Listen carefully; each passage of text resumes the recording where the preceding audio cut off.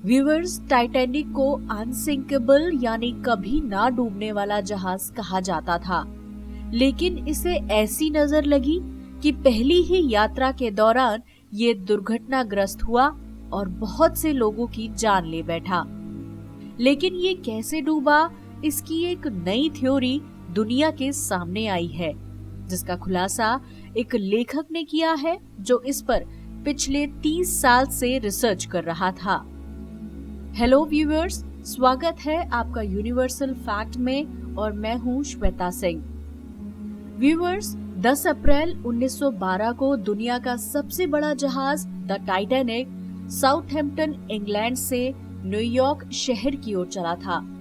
इसके बारे में ऐसा माना जाता था कि यह अब तक का सबसे सुरक्षित और विशालकाय जहाज था।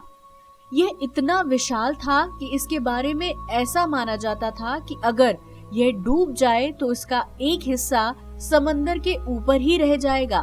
इस जहाज में खतरे की स्थिति से बचने के लिए इतनी कम लाइफ बोट थी कि उनमें सवार यात्रियों में से केवल आधे यात्री ही आ सकते थे।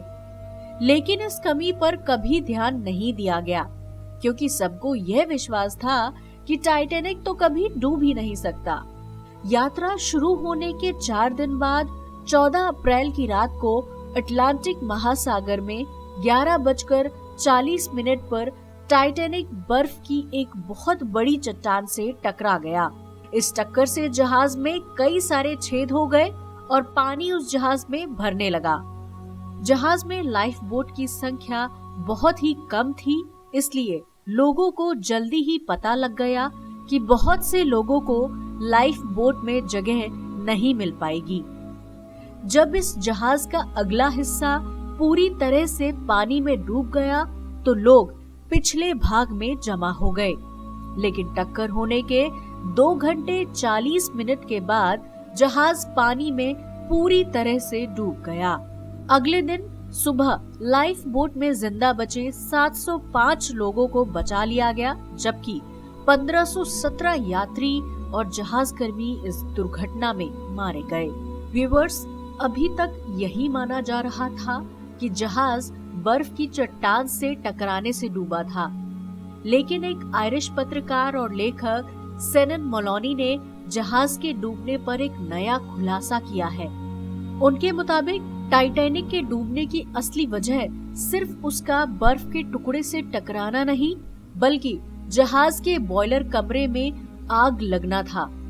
उन्होंने बताया कि बॉयलर कमरे के कोयला बंकर में आग सुलगने की वजह से टाइटैनिक जहाज की पेंदी पूरी तरह से कमजोर हो गई थी, क्योंकि साउथहैम्पटन से यात्रा पर जाने से पहले की तस्वीरों में जहाज की पेंदी पर काले धब्बे हैं। ये वही जगह है जहां बर्फ की चट्टान टकराई थी।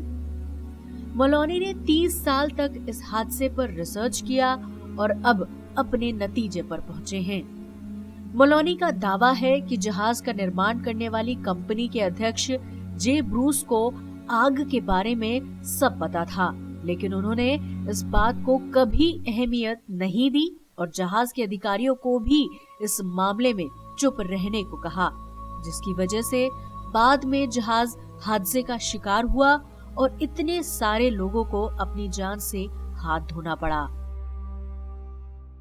व्यूअर्स, अगर आपको ये वीडियो पसंद आया हो तो इसे लाइक करें और अपने फ्रेंड्स के साथ इसको शेयर भी करें।